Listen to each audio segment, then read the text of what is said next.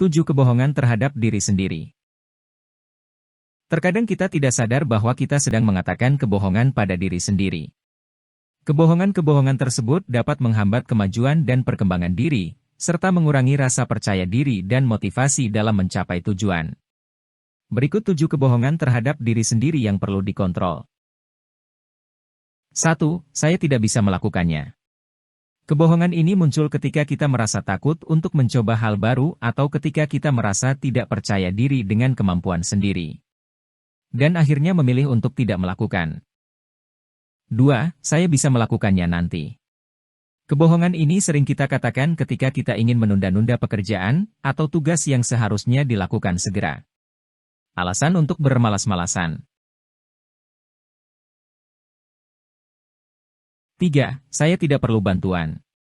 Kadang-kadang kita merasa tidak ingin merepotkan orang lain dan berusaha untuk menyelesaikan masalah sendiri. Padahal, meminta bantuan dari orang lain dapat membantu kita menyelesaikan masalah lebih efektif dan efisien. 4. Saya tidak punya waktu. Kebohongan ini sering kita katakan ketika kita merasa malas atau tidak ingin mengorbankan waktu untuk melakukan tugas yang penting. 5. Saya sudah tahu itu.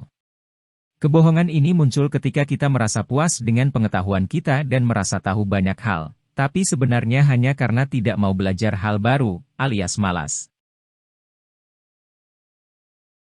6. Saya tidak peduli dengan apa yang orang lain pikirkan. Kadang-kadang, kita berkata demikian untuk meredakan rasa takut atau khawatir akan pandangan orang lain terhadap diri kita. Padahal terkadang malah khawatir berlebihan dan terus kepikiran.